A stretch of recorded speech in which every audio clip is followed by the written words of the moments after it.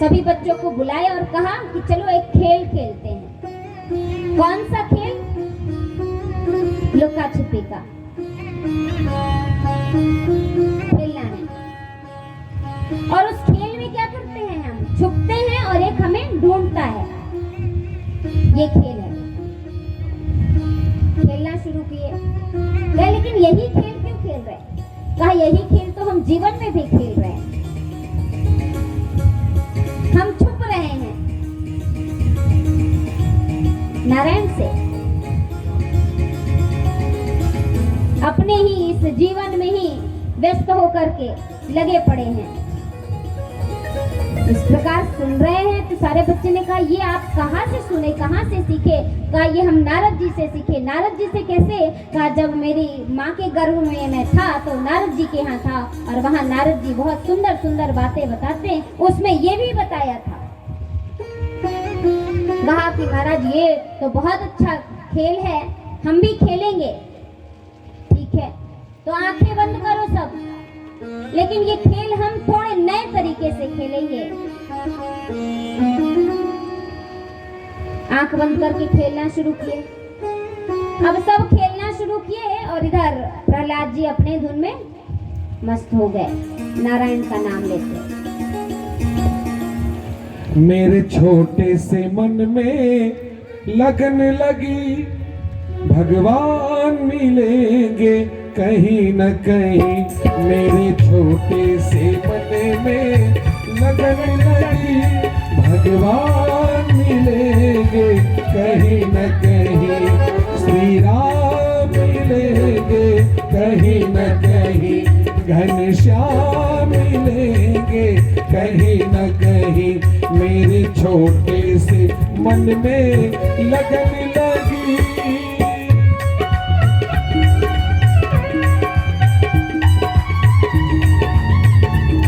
हरि बोल।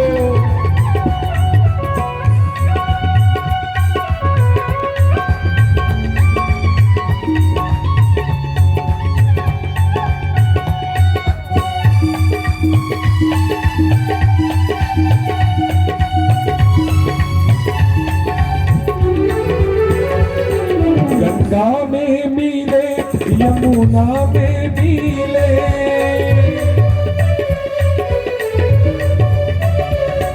गंगा में मिले, यमुना में मिले, गंगा में मिले, यमुना में मिले, गंगा में मिले, यमुना में मिले, सरयू में मिलेंगे कहीं न कहीं, सरयू में मिलेंगे कहीं न कहीं। मेरे छोटे से मन में लगन लगी। हरि बोल।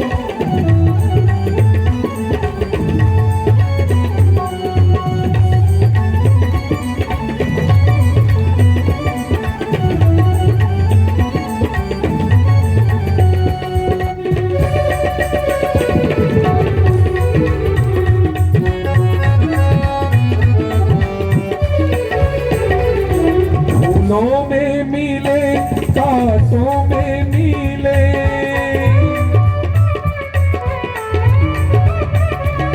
फूलों में मिले, कांटों में मिले, फूलों में मिले, कांटों में मिले, फूलों में मिले, कांटों में मिले। जरा ताली बजाओ भैया। हर कलियों में मिलेंगे कहीं न कहीं, कलियों में मिलेंगे कहीं न कहीं। मेरे छोटे से मन में लगन लगी। हरि बोल।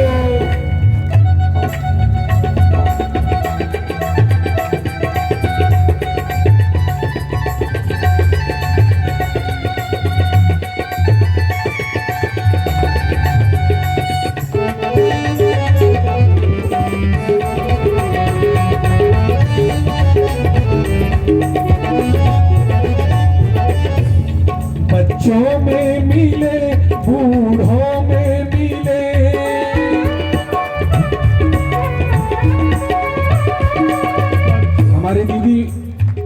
कहती हैं कि सिया राम मैं सब जग जानी, करहूं प्रणाम जोर जुग पानी। हम अगर ईश्वर के अंश हैं तो सब में भगवान का वास है। सीताराम की छवि सबके अंदर है, तो हो सकता है बच्चों में भी मिले, बूढ़ों में भी मिले। हर जीव के अंदर भगवान का वास है। बच्चों में मिले, बूढ़ों में मिले, बच्चों में मिले, बूढ़ों में मिले, बच्चों में मिले, बूढ़ों में मिले, बच्चों में मिले, बूढ़ों में मिले, संतों में मिलेंगे कहीं न कहीं, संतों में मिलेंगे कहीं न कहीं। मेरे छोटे से मन में लगन लगी। जय हो।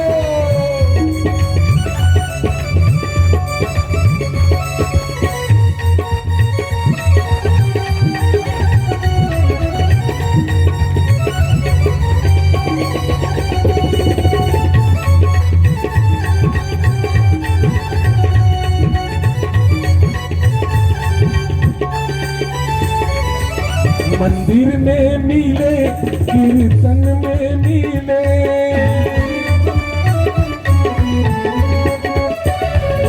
मंदिर में मिले, कीर्तन में मिले, मंदिर में मिले, कीर्तन में मिले, मंदिर में मिले, कीर्तन में मिले।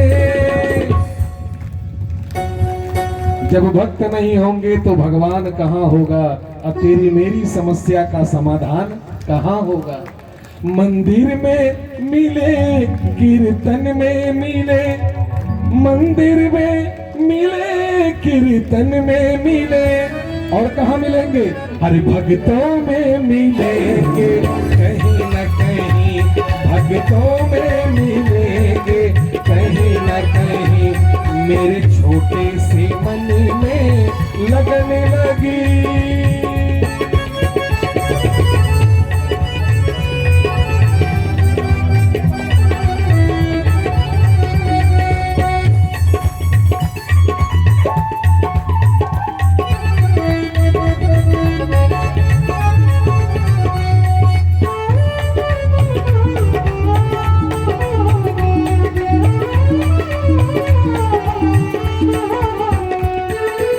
भजन की अंतिम लाइन, 24 अवतारों में से एक बुद्धा अवतार भी है। भगवान बुद्ध यही सारनाथ में आए थे। आपके बगल में एक अवतार हुआ है।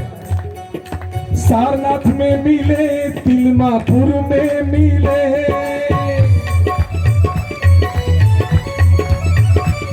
वो सारनाथ में मिले, तिलमापुर में मिले, सारनाथ में मिले, तिलमापुर में मिले, सारनाथ में मिले, तिलमापुर में मिले। और कितना प्यारा नाम है इस कॉलोनी का, गौतम विहार में मिलेंगे कहीं न कहीं, गौतम विहार में मिलेंगे कहीं न कहीं। मेरे छोटे से मन में लगन लगी, भगवान मिलेंगे कहीं न कहीं, श्री राम मिलेंगे कहीं न कहीं, घनश्याम मिलेंगे कहीं न कहीं, श्री राम मिलेंगे कहीं न कहीं। मेरे छोटे से मन में लगन लगी।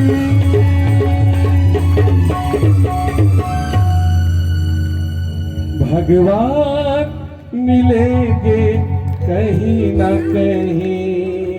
बोलिए सच्चिदानंद भगवान की जय। इस प्रकार प्रहलाद जी रोज करते। तो बालकों ने एक दिन पूछ ही लिया कि तो हमें आंख बंद करा के कहाँ जाकर के चुपचाप बैठकर क्या करते हो। तो उन्होंने कहा कि जिन के साथ हम लुका छुपी का ये खेल खेलते रहते हैं, उन्हीं को ढूंढने की कोशिश। कैसे? कहा उन्हीं के नाम को जपते हुए, उन्हीं का सतत ध्यान करते हुए करते रहते हैं। तो वो नाम कौन सा है? हमें भी बताओ, हम भी करेंगे। बालकों ने पूछा, कहा आप भी करेंगे? हाँ हम भी करेंगे। कहा सब तैयार हो जाओ। भैया सब तैयार होंगे। जो प्रहलाद जी बालकों को बता रहे हैं वो नाम लेने के लिए। कौन सा? नारायण नारायण श्रीमन नारायण नारायण नारायण नारायण श्रीमन नारायण नारायण नारायण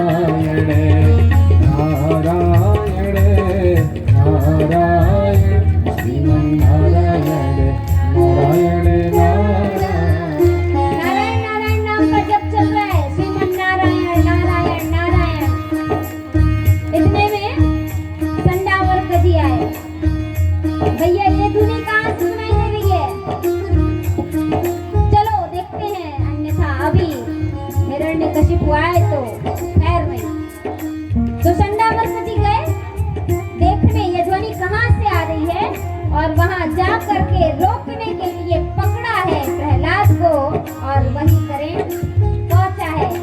संडामर्क भी गा रहे नारायण नारायण श्रीमन नारायण नारायण नारायण नारायण नारायण श्रीमन नारायण नारायण नारायण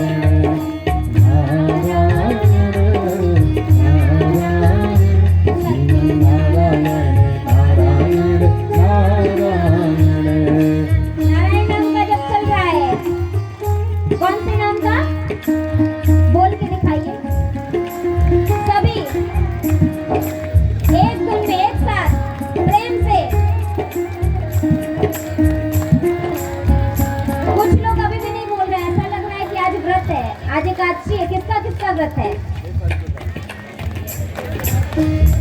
अच्छा कल भी है, ठीक है।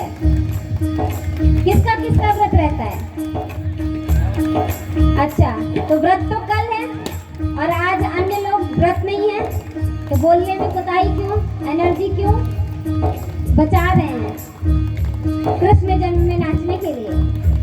कोई बात नहीं, नाच लीजिएगा, गा लीजिएगा, लेकिन पहले तो प्रेम से कैसे एक साथ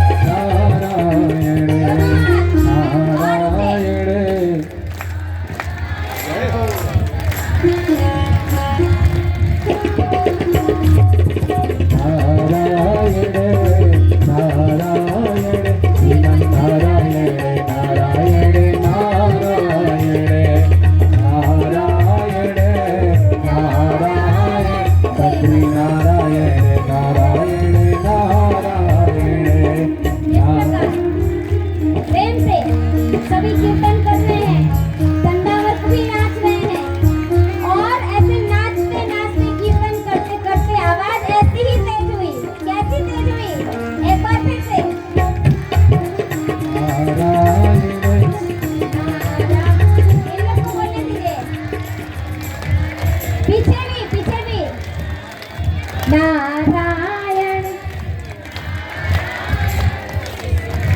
क्या बात है? नारायण नारायण श्रीमन नारायण नारायण नारायण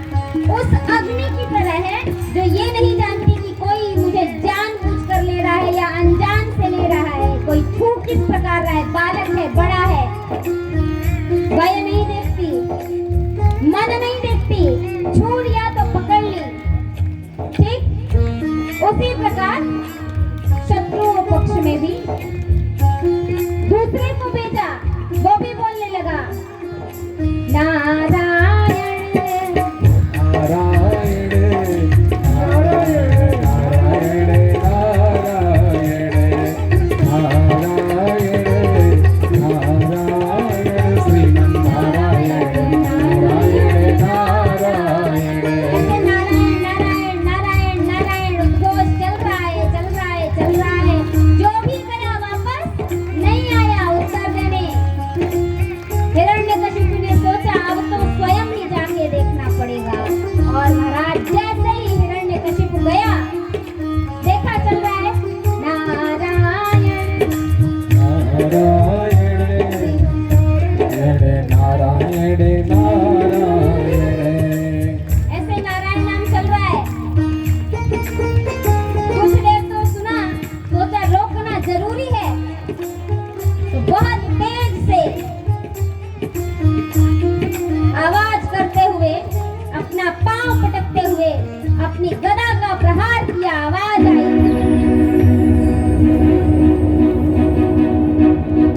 जोर से जैसे ही आवाज आई, सबका ध्यान हटा, सब देखने लगे कौन आया हमारा सामने। हिरण्यकशिपु है। संडा कर्मजी तो डर ही गए। अब क्या करें, अब तो यहाँ हमें भी सजा मिलेगी, हम तो इसको रोकने वाले थे। और आते ही हिरण्यकशिपु समझ गया कि ये जो भी हो रहा है, यह सिर्फ और सिर्फ इसका कारण प्रहलाद है। पकड़ा प्रहलाद को, कहा किसका नाम रट रहे हो, नारायण का? हाँ, कहाँ है तुम्हारा नारायण? हर जगह, हर कण कण में वास करता है। ऐसा है तो बुलाओ नारायण को। कहा बुलाना क्या है, आप जहाँ देखिए वहीं दिख जाएंगे नारायण। कहा अच्छा, तो इस खंबे में है नारायण? हाँ, इस खंबे में है नारायण। बोला देख लो, है? बोला हाँ है, इस खंबे में नारायण। और महाराज क्रोध में उठा करके गदा का प्रहार किया है हिरण्यकशिपु ने खंबे में, और भयंकर आवाज करते हुए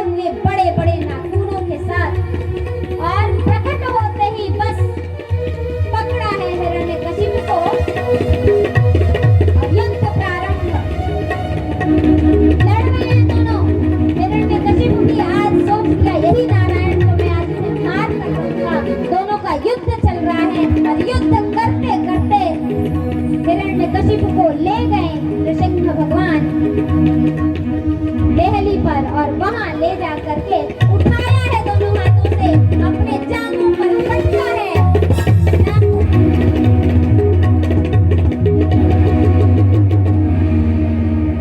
जोर जोर से अट्टहास करते हुए हिरण्यकशिपु का अंत। बोले नृसिंह भगवान की जय जयकार होने लगी, शंख ध्वनि होने लगी देवलोक में। नीचे पुष्प वर्षा करने लगे सभी नृसिंह भगवान के ऊपर। नृसिंह भगवान अपने उसी भयंकर स्वरूप में लिए पड़े हैं। कहा अंत हुआ, ना ऊपर मारा, ना नीचे मारा, ना नर ने मारा, ना मनुष्य, ना सिंह ने, किसी जानवर ने, ना अस्त्र से, ना शस्त्र से, ना खूनों से, ना घर में, ना बाहर देहली पर ले आकर के खत्म कर दिया। ऐसे श्री नारायण नृसिंह रूप में प्रकट हैं। सभी उनका यह भयंकर स्वरूप देख करके डरे हुए हैं।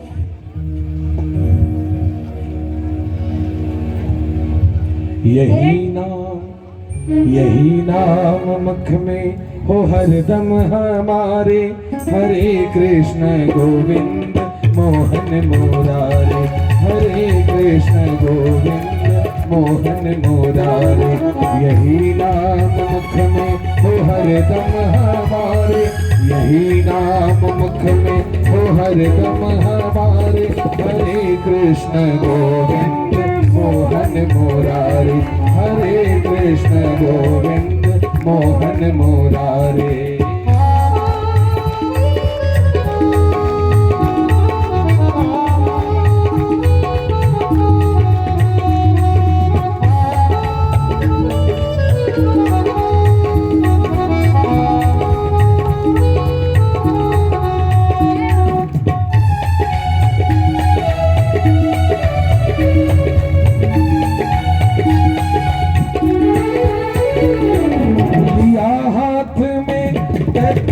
जब की खंजर लिया हाथ में, दैत्य ने जब की खंजर, कहा पुत्र से है कहा तेरा ईश्वर, कहा पुत्र से है कहा तेरा ईश्वर। तो प्रहलाद ने याद की आह भरकर, तो प्रहलाद ने याद की आह भरकर, दिखाई पड़ा उसको खंभे के अंदर, दिखाई पड़ा उसको खंभे के अंदर।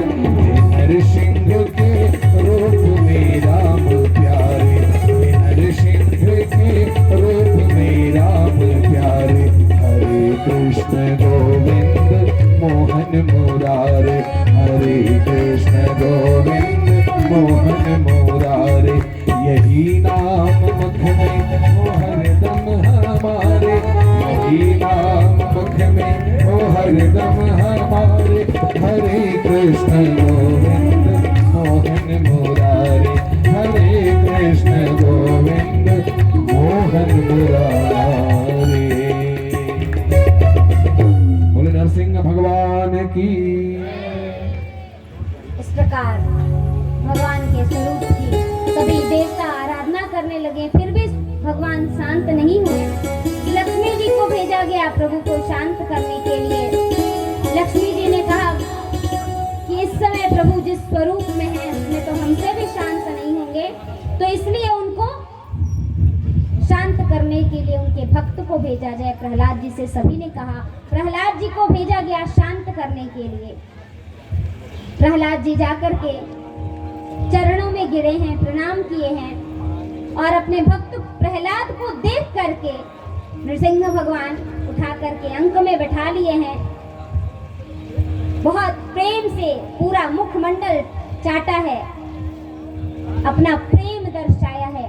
नृसिंह अवतार में भगवान ने बालक से पूछा है कि बालक, हे मेरे पुत्र, तुम्हें कष्ट तो नहीं आया?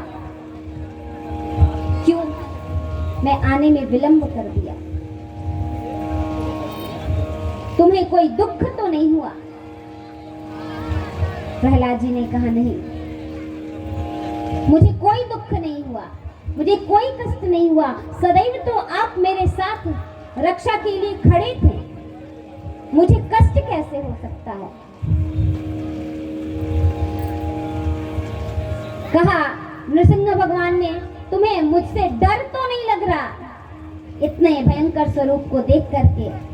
प्रहलाद जी ने कहा, नहीं, मैं आपके स्वरूप को जानता हूँ, आपके स्वभाव को जानता हूँ, इसलिए मुझे आपके स्वरूप से भय नहीं लग रहा। ठीक है। इस प्रकार बहुत सुंदर विनती की प्रहलाद जी ने। तदनंतर भगवान श्री नृसिंह ने बालक को उस गद्दी पर बिठाया और राज्य तिलक किया और अपने लोक को पधारे। तो कहा भगवान की जिस प्रकार स्तुति की जाए, वंदना की जाए, उनका स्मरण जिस भी प्रकार किया जाए, भगवान आते हैं। लेकिन एक बार हुआ क्या कि ऋषि दुर्वासा देवलोक में थे जा रहे थे और उन्हें मार्ग में इंद्र दिखाई दिए। तो इंद्र ने प्रणाम किया दुर्वासा ऋषि का। दुर्वासा ऋषि ने प्रसाद स्वरूप अपने गले से माला निकाली और इंद्र को पहना दिया। पहन लिए, लेकिन इंद्र ने क्या किया, जब दुर्वासा ऋषि चले गए उस माला को निकाली और पहना दिया अपने गज में। अब गज क्या करे, गज माला थोड़ी पहनता है। तो उसने उठाया माला को और फेंक दिया नीचे और पैर से कुचल दिया। लेकिन हुआ क्या, कुछ समय बाद ही दुर्वासा ऋषि पुनः लौट रहे थे किसी कार्यवश। तो उन्होंने मार्ग में देखा कि यहाँ सामने उनके माला की, उनके दिए गए प्रसाद की ये स्थिति। तो उन्होंने इंद्र को कहा कि जाओ इंद्र, तुम ऋषि के दिए हुए प्रसाद का सम्मान नहीं कर सकते। जिस अहंकार में तुम रहते हो कि तुम स्वामी हो, तुम राजा हो, वह नष्ट हो जाए। इस प्रकार शाप दे दिया। और उसी का परिणाम हुआ कि असुरों ने, दैत्यों ने युद्ध किया देवताओं से और देवता उसमें हारे और संपूर्ण राज्य, संपूर्ण त्रैलोक्य असुरों का हो गया। अब असुर उसके मालिक हो गए। असुर मालिक हो गए तो देवताओं की माता देवहूति, देवताओं की माता अदिति, उनको बड़ा कष्ट हुआ कि मेरे पुत्र इतने कष्ट में हैं, उन पे ऐसा दुख पड़ा है। पूरा जितना उनका राज्य था वो सब असुरों के पास चला गया है। उन्होंने यह बात कही अपने पतिदेव कश्यप जी से। कश्यप जी ने कहा कि देवी, जैसे हर माता दुखी होती है वैसे तुम भी दुखी हो, मैं जानता हूं, लेकिन तुम अगर अपने पुत्रों के कष्ट को दूर करना चाहती हो तो तुम एक व्रत मैं बता रहा हूं, पयोव्रत, वो व्रत करो और उस व्रत करने का परिणाम होगा कि तुम्हें एक पुत्र होगा और उस पुत्र के द्वारा ही तुम्हारे पुत्रों का, देवताओं का कष्ट दूर होगा। माता ने कहा ठीक है, तो वो पयोव्रत शुरू की, प्रारंभ की। इधर सभी देवता डर गए, राज्य तो खो ही चुका था। गए नारायण के पास कि आप कुछ करिए, हमारे पास कुछ भी नहीं रहा। तो नारायण ने कहा कि इंद्र, तुम राजा हो देवलोक के, तुमने ऋषि के द्वारा दिए गए प्रसाद का अपमान किया है, इसलिए तुम इस स्थिति को प्राप्त किए। लेकिन कोई बात नहीं, अब तुम आए हो शरण में तो विचार किया जाएगा। और विचार करने में क्या है कि मैं अब एक और अवतार लूंगा, अवतार लेकर के माता अदिति के घर आऊंगा और तुम लोग के कष्ट की निवृत्ति होगी। मात्र यही एक ऐसा अवतार है जिसमें भगवान युद्ध नहीं किए हैं, कोई युद्ध नहीं। क्यों? सुनिए, यह उस मनवंतर की कथा है जिसमें भगवान वामन का जन्म हुआ था। उस मनवंतर में भगवान ने एक और उद्धार किया था और वो उद्धार है गजेंद्र का। कहा उस मनवंतर में अगर पहले भगवान ने गजेंद्र का उद्धार किया था तो हम उसकी कथा श्रवण करना चाहेंगे। तो वो सुनाए कि एक बार गजेंद्र अर्थात गजों के झुंड का जो राजा था, हाथी, वो त्रिकूट पर्वत पर रहता था। एक दिन उसकी इच्छा हुई कि मैं जाऊं और जल क्रीड़ा करूं, तो पर्वत को पार करके नीचे गया जल में और अपनी पत्नियों के साथ पानी में खेलने लगा। बहुत देर तक स्नान किया। स्नान करते करते संध्या होने को आई। सोचा कि अब निकलूं। जैसे ही निकलने को हुआ उसका पांव एक मगर ने पकड़ लिया पानी में। पहले तो वो सोचा कि कहीं फंस गया है, निकालने का प्रयत्न किया, फिर भी नहीं निकला। खींचा, पत्नियों से कहा, अपनी पुत्रियों से, अपने पुत्रों से कि सभी हमको पकड़ के खींचो ताकि हम निकल जाएं। सबने खींच कर निकालने का प्रयत्न किया लेकिन कोई निकाल नहीं पाया। जब सब थक गए, अंधेरा छाने लगा, तो सबने सोचा कि अब ये तो निकल नहीं पाएंगे और हम अगर ज्यादा अंधेरा हो गया तो अपने वापस त्रिकूट पर्वत पर नहीं पहुंच पाएंगे। तो सब गजेंद्र को छोड़कर चले गए। गजेंद्र को छोड़ के जाने के बाद अब गजेंद्र अकेला, तो अकेला जब पड़ा तो उसको एक ही बात बस याद आई कि सत्य ही है, जब दुख में हो तो सब साथ छोड़ देते हैं। और इसीलिए कहा गया है कि दुख में तो भजो ही भजो, लेकिन सुख में भी भजना चाहिए प्रभु को। हम क्या करते हैं, सुख में भूल जाते हैं परमात्मा को और इसीलिए वापस दुख आता है। अगर हमेशा हम प्रभु का स्मरण करें तो शायद दुख आए ही ना। तो ये भूलने की जो प्रवृत्ति है, इस कथा का आशय स्पष्ट करते हुए, इस प्रसंग का आशय स्पष्ट करते हुए बताते हैं कि यह त्रिकूट जो पर्वत है वह यह शरीर है और इस पे रहने वाला यह जीव है। और जीव की यह गति होती है कि वह अपने परिवार के साथ हंसता खेलता खाता जीवन गुजारता है, लेकिन जब एक दिन ऐसा दुख आता है कि वह बीच भंवर में फंस जाता है तो उसके परिवार वाले भी, उसकी पति पत्नी बच्चे भी उसका साथ नहीं देते, छोड़कर चले जाते हैं।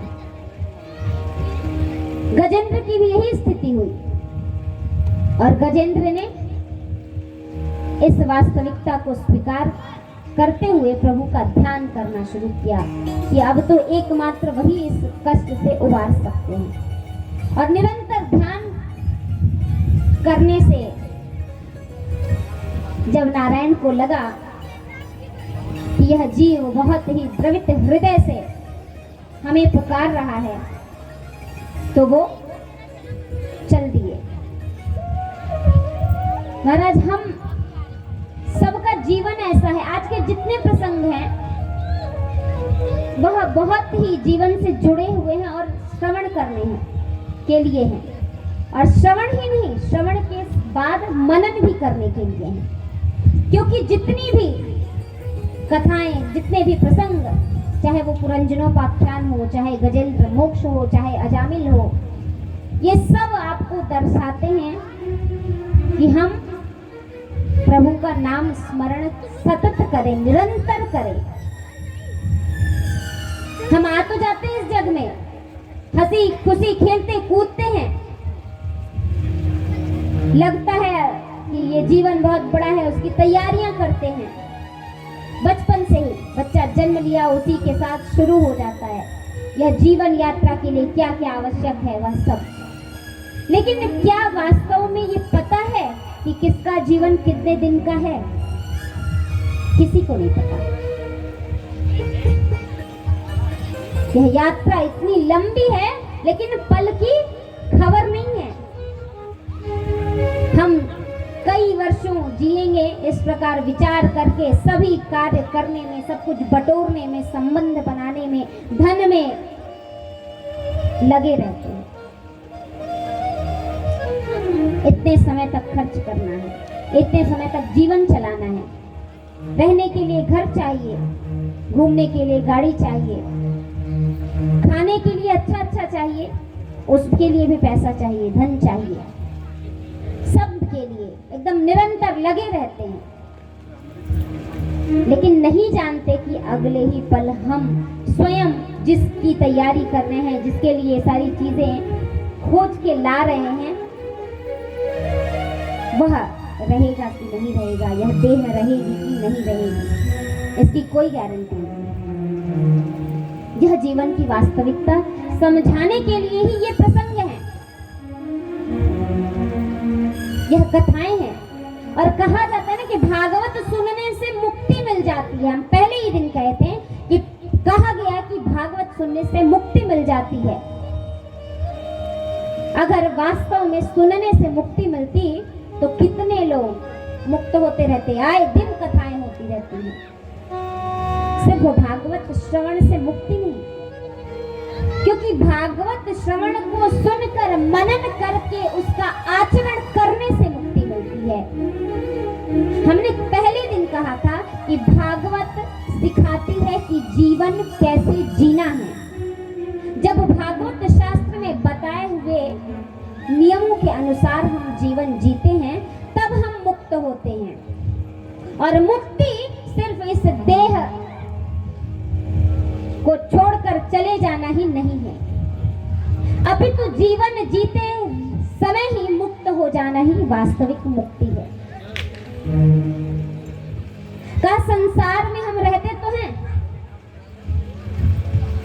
लेकिन एक चीज और उसके साथ होती है कि सांसारिकता भी हमारे अंदर रहती है। मनुष्य को करना क्या चाहिए? संसार में तो रहना चाहिए, लेकिन सांसारिकता में रमना नहीं चाहिए, उसको अंदर नहीं रखना चाहिए। जैसे नाव कब तक तैरती है? जब तक पानी पर हो तब तक, लेकिन जब उसमें पानी भर जाता है तो वो डूब जाती है। वही स्थिति इस जीवन की है। अगर हम सिर्फ संसार में रहें तो हम चलते रहते हैं, लेकिन संसार को यदि अपने अंदर बसा लें तो उसी दिन नाव पलटने लगती है, शुरू हो जाता है। इन्हीं प्रसंगों को, इन्हीं वास्तविकताओं को समझाने के लिए है ये। किस लिए कर रहे हैं? भगवान ने इतनी सुंदर इंद्रियां दी, इतना सुंदर शरीर दिया, किस लिए दिया? कि हम उसका सदुपयोग करें। इतनी सुंदर काया है जो किसी को नहीं मिलती, बहुत पुण्य होता है तब मिलती है। और यह मनुष्य का शरीर सिर्फ अपना उद्धार करने के लिए मिलता है। संत ने बहुत सुंदर कहा है, काया कोटिया निराली जमाने भर से। ये सुंदर जो शरीर है ना, वह पूरे संसार में बड़ा ही निर्मल है, निराला है, ऐसा किसी को नहीं मिलता, किसी के पास नहीं रहता। ऐसा यह शरीर सिर्फ और सिर्फ मनुष्यों को मिला है। और उसमें है क्या क्या?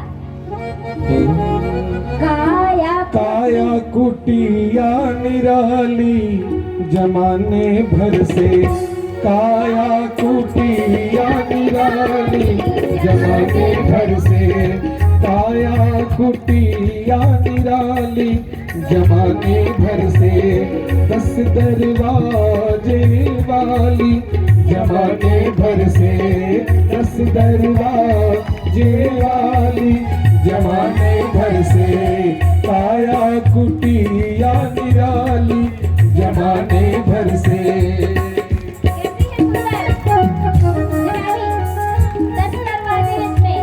अभी सुना था पुरंजनोपाख्यान में, नवद्वारे पुरे देहि, और 10वां दरवाजा ब्रह्मरंध्र, जिसको खोलने से ही उस ब्रह्म की प्राप्ति हो पाती है। ऐसा 10 दरवाजों वाला यह निराला देह है। और इसमें क्या क्या है? सबसे सुंदर आँख की खिड़की, सबसे सुंदर आँख की खिड़की, हर जिसमें पुतली काली जमाने भर से, जिसमें पुतली काली जमाने भर से, काया कुटिया निराली जमाने भर से।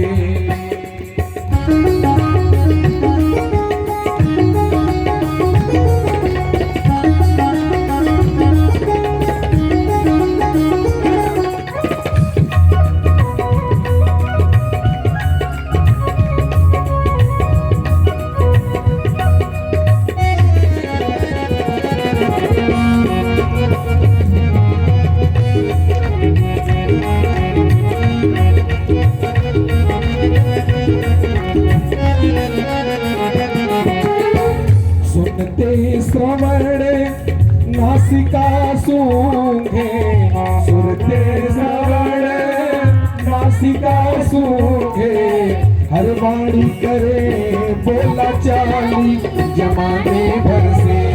वाणी करे बोला चाली जमाने भर से। काया कुटिया निराली जमाने भर से।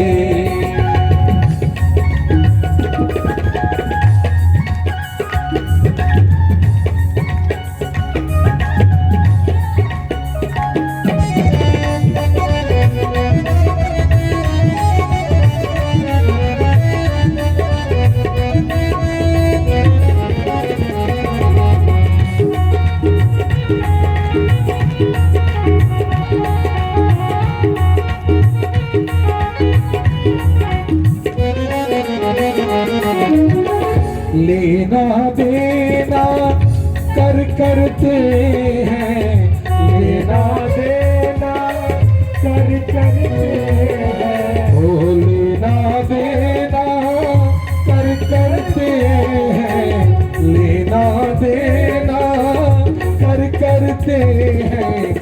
पग चाल चले मतवाली जमाने भर से। पग चाल चले मतवाली जमाने भर से। काया कुटिया निराली जमाने भर से।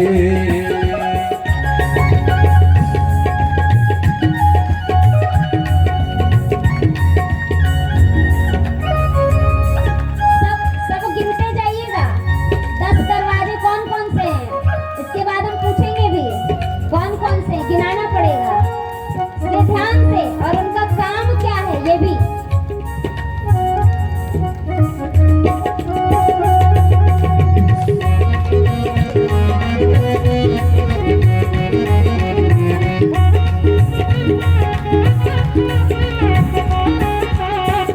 मुख के भीतर रहती रसना,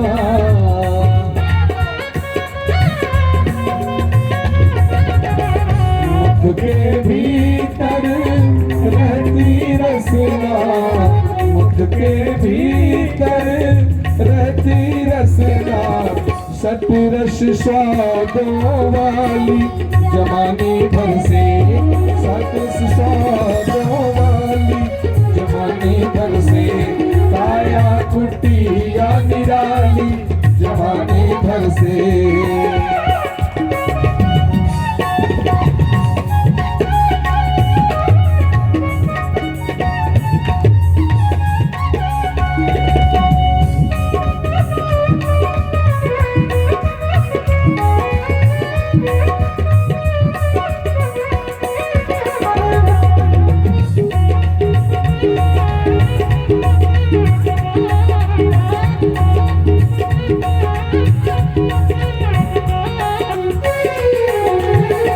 काम क्रोध मद लोभ मोह से।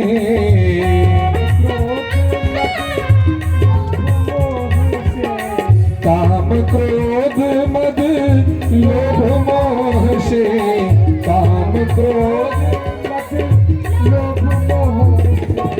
बुद्धि करे रखवाली जमाने भर से। बुद्धि करे रखवाली जमाने भर से। काया कुटिया निराली जमाने भर से।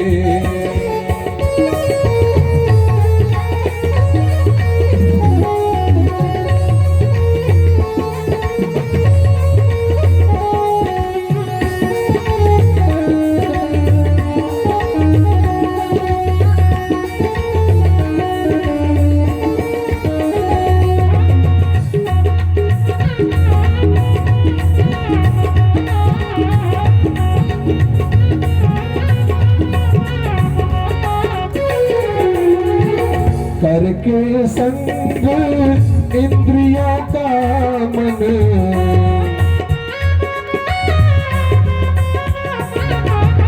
करके संग इंद्रियों का मन, बन बैठा जंजाली जमाने भर से, बन बैठा जंजाली जमाने भर से, काया कुटिया निराली जमाने भर से।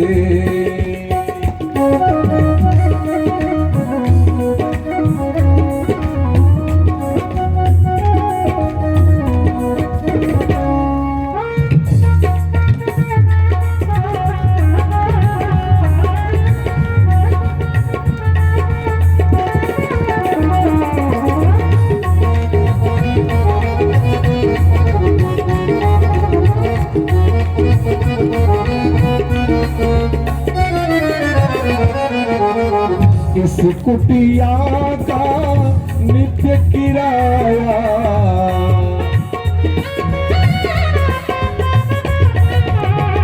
इस कुटिया का नित्य किराया, इस कुटिया का नित्य किराया, श्वास चलाने वाली जमाने भर से, काया कुटिया निराली जमाने भर से, काया कुटिया निराली जमाने भर से, 10 दरवाजे वाली जमाने भर से, 10 दरवाजे वाली जमाने भर से, काया कुटिया निराली जमाने भर से, काया कुटिया निराली जमाने भर से, काया कुटिया निराली जमाने भर।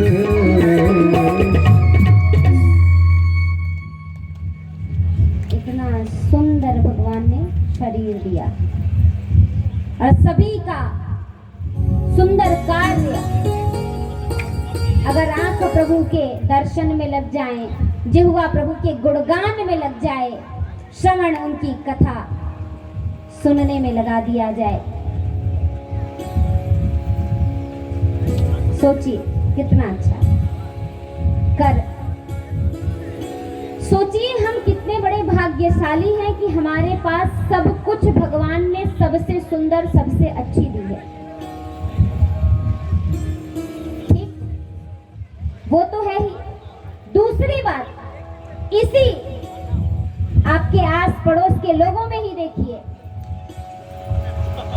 कुछ लोग ऐसे भी मिलेंगे जो किसी ना किसी चीज से वंचित होंगे, तो उनसे तो ज्यादा अच्छा भगवान ने आपको बनाया है। सब कुछ आपके पास एकदम वैसी है जैसी भगवान दिए। किसी के हाथ नहीं होते, किसी के पैर नहीं होते, कोई देख नहीं सकता, कोई बोल नहीं सकता, कोई सुन नहीं सकता, उन सब से आप अच्छे हैं। आपके पास सब कुछ सही है ना भाग्यशाली? कितने लोग हैं, कितने लोग मानते हैं कि प्रभु की कृपा है, हम भाग्यशाली हैं कि हमारे पास सब कुछ बहुत अच्छा है, सबसे अच्छा है। बस मतलब कुछ लोग नहीं भी हैं और कुछ उनको चाहिए था, शायद एक आध अतिरिक्त भगवान आंख दे देते, एक आध अतिरिक्त कान दे देते तो खुश होते। ऐसा है क्या? ऐसा है? हाँ या नहीं?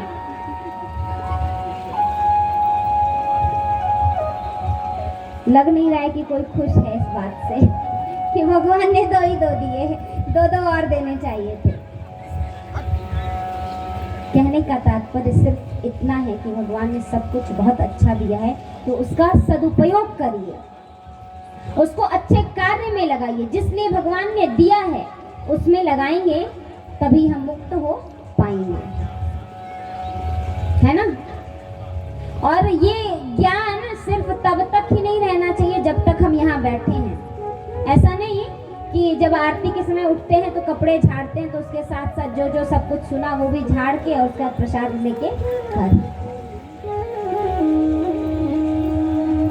मेरा प्रयत्न है संक्षिप्त ही रूप में, लेकिन हर एक कथा को हम आपको बता पाएं, उसके रहस्य को, उसके तात्पर्यार्थ को बता पाएं। ऐसा नहीं है कि हम सिर्फ कथाओं का नाम लेके चले जाते हैं। अगर ऐसा होगा तो आप हमें बताइएगा जरूर, तो हम संशोधन करेंगे अपने में कि हो सकता है कि हम कुछ छोड़ दे रहे हो या कुछ अच्छे से ना बता रहे हो, तो उसको और अच्छे से सीखें गुरुओं के पास जाकर। क्योंकि मेरी जितनी बुद्धि है, जितना हम अध्ययन कर पाए हैं, उसके अनुसार हम सब आपको बताते चलते हैं।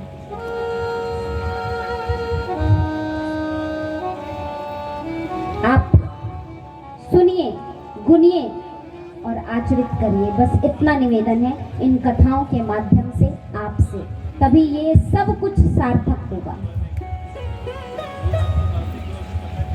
तो हम कथा में चल रहे थे,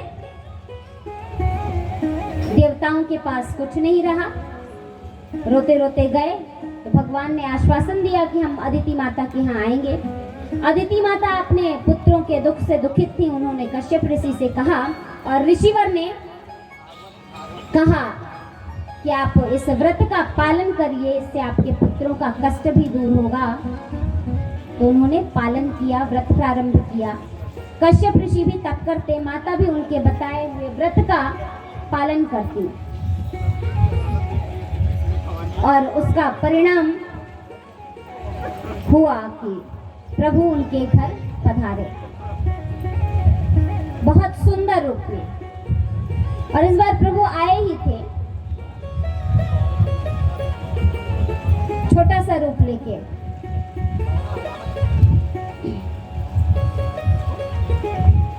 छोटा सा रूप लेके भगवान आने वाले हैं। अब एक रहस्य बताएं आपको, भगवान इसमें, क्योंकि भगवान में सामर्थ्य है कि भगवान किसी को कभी भी कैसे भी हरा सकते हैं, जिता सकते हैं, कुछ भी कर सकते हैं। ये आप मानते हैं?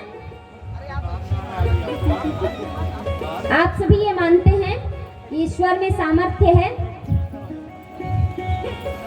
हाँ है, कभी भी। लेकिन फिर भी भगवान इस अवतार में अलग ढंग से आए। क्यों? क्योंकि कहा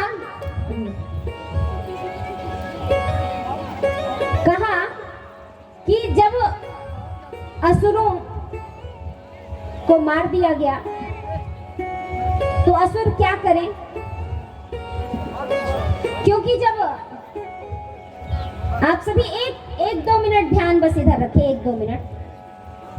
जब देवासुर संग्राम चल रहा था तो देव और असुर दोनों मिलकर के समुद्र मंथन किए, उसमें से प्रकट हुआ जो कुछ भी आधा आधा बांटा गया। लक्ष्मी निकली वर्ण की भगवान नारायण का। अंततः जब अमृत निकला तो उसको देवताओं ने अपने लेने के लिए कहा, तो नारायण स्वयं मोहिनी अवतार लेकर आए, और सुंदरी को देखकर असुर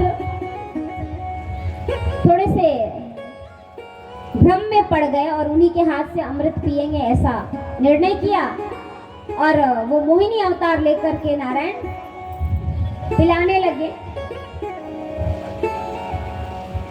अमृत पिलाते देवताओं को और असुरों को नहीं। उसमें से एक असुर को शक हुआ, उसने सोचा कि ये साधारण कोई नहीं है कि सब मोहित हो गए हैं, और ये देवताओं को इतने प्रेम से, तो वो जाकर देवताओं के बीच में बैठ गया। और जैसे ही पता लगा कि ये देवता नहीं असुर है, क्योंकि वो स्वरूप बदल कर बैठा था, पता लगते ही भगवान ने अपना चक्र चलाया और उसकी गर्दन कट गई।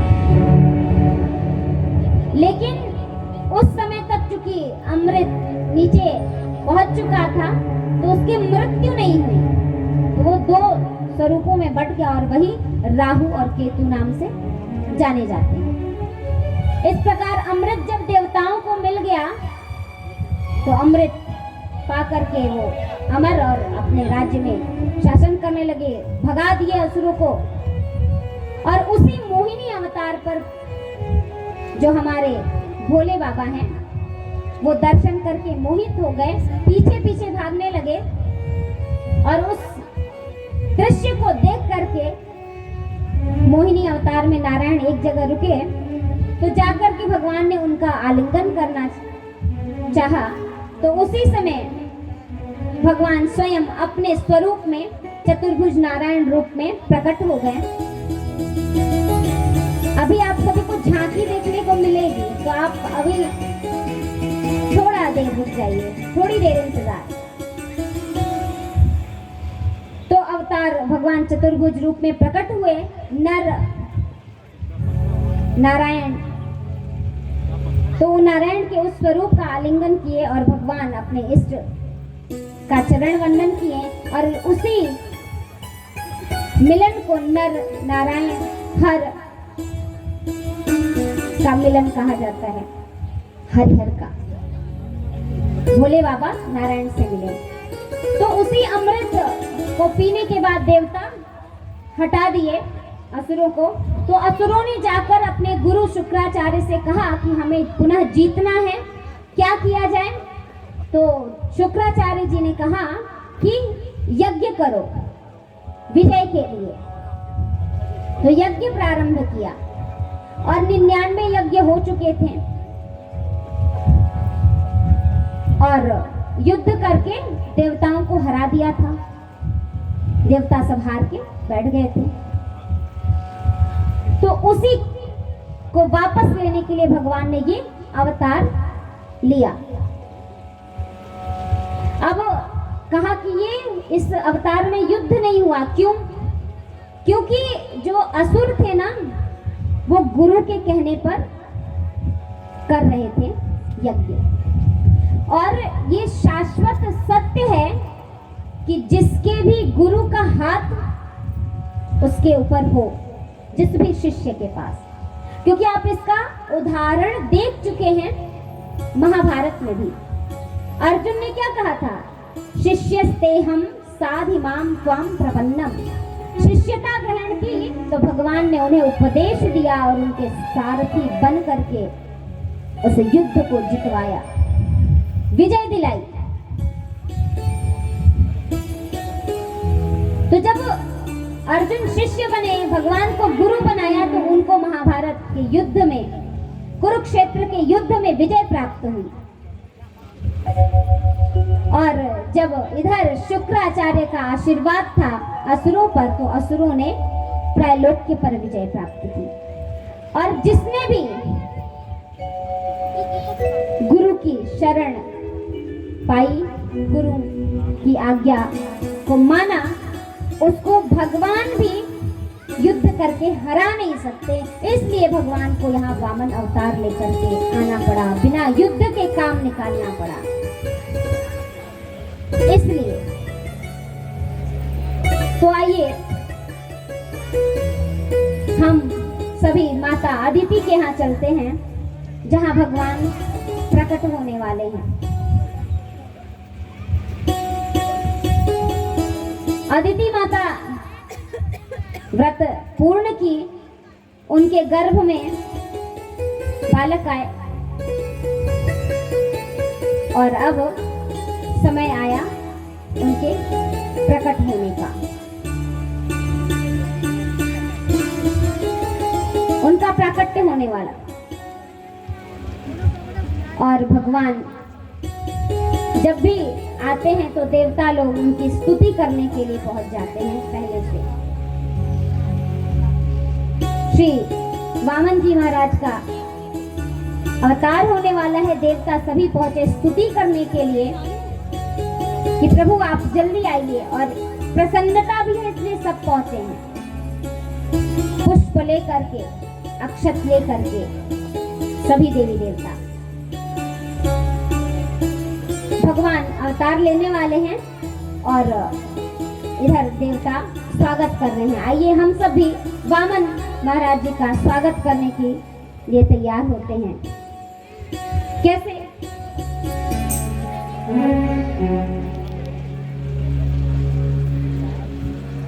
कैसे करेंगे? देखिए, इधर वामन महाराज जी प्रकट हुए और उनका स्वागत सभी देवी देवताओं ने किया। वामन महाराज प्रकट होते ही सभी देवताओं ने उन पर पुष्प वर्षा की।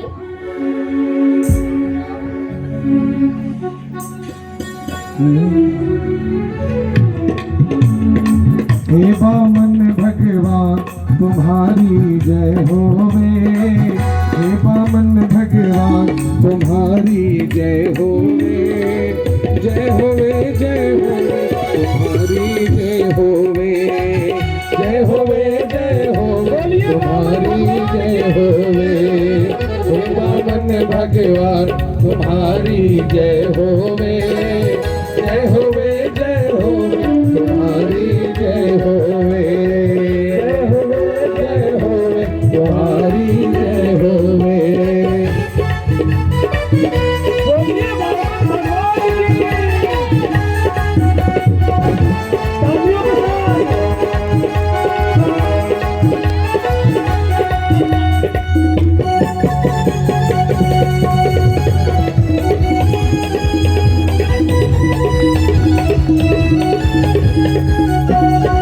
हाथ में तुम्हारे छत्र कमंडल, हाथ में तुम्हारे छत्र समंडल, हाथ में तुम्हारे छत्र कमंडल, हाथ में तुम्हारे छत्र कमंडल, तुम मेरे भगवान, तुम मेरे भगवान तुम्हारी जय होवे, जय होवे जय होवे तुम्हारी जय होवे, हे बामन भगवान तुम्हारी जय होवे, जय होवे जय होवे तुम्हारी जय होवे।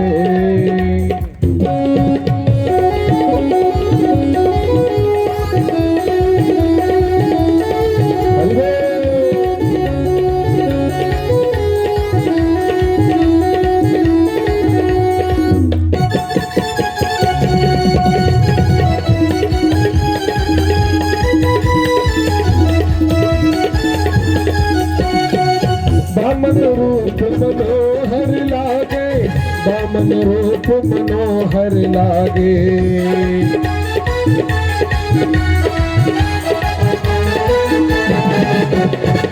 बामन रूप मनोहर लागे, बामन रूप मनोहर लागे, भय बृहद अवतार, भय बृहद अवतार तुम्हारी जय होवे, जय होवे जय होवे तुम्हारी जय होवे, हे बामन भगवान तुम्हारी जय होवे, जय होवे जय होवे तुम्हारी जय होवे।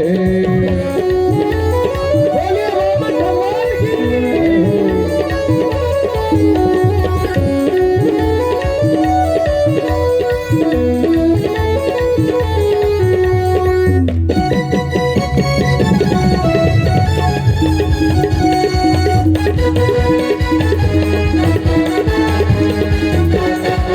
भाग्य है सुंदर दैत्य वंश के, भाग्य है सुंदर दैत्य वंश के, भाग्य है सुंदर दैत्य वंश के, भाग्य है सुंदर दैत्य वंश के, तुम बामन भगवान, तुम बामन भगवान तुम्हारी जय होवे, जय होवे जय होवे तुम्हारी जय होवे, हे बामन भगवान तुम्हारी जय होवे, जय होवे जय होवे तुम्हारी जय होवे।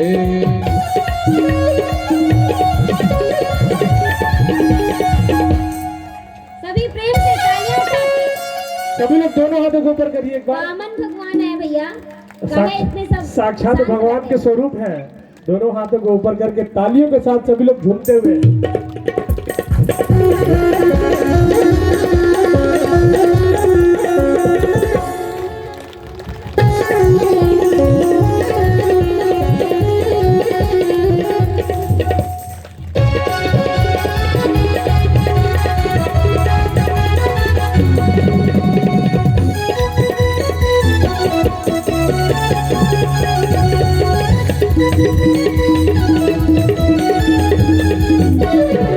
हाथ में तुम्हारे चक्र सुदर्शन, हाथ में तुम्हारे चक्र सुदर्शन,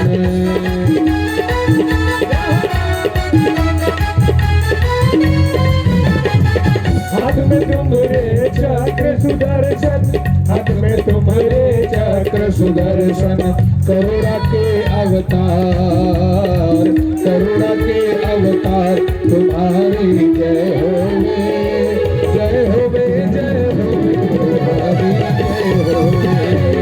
हे वामन भगवान तुम्हारी जय होवे, जय होवे, जय होवे, तुम्हारी जय होवे। हे ऐसे नहीं, ये आखिरी पंक्ति है। सभी लोग दोनों हाथों को ऊपर करिए। कैमरे में आपका हाथ कैद होगा। कैमरा उधर करिए। सभी लोग दोनों हाथों को ऊपर करिए। पीछे भी जितने लोग, भैया सभी लोग जितने लोग पीछे के जितने लोग हैं, सभी लोग दोनों हाथों को ऊपर करिए तालियों के साथ। हे वामन भगवान तुम्हारी जय होवे, जय होवे, जय होवे, तुम्हारी जय होवे। हे वामन भगवान तुम्हारी जय होवे, जय होवे, जय होवे, तुम्हारी जय होवे। हे वामन भगवान तुम्हारी जय होवे,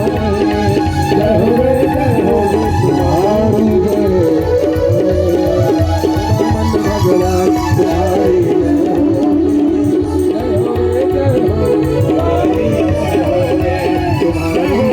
जय होवे। भगवान तुम्हारी जय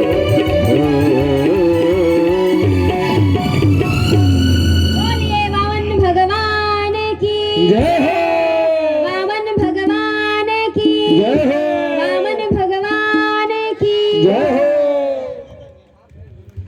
वामन भगवान स्वरूप धारण करके अवतार कर लेकर आए। सभी देवताओं ने स्वागत किया।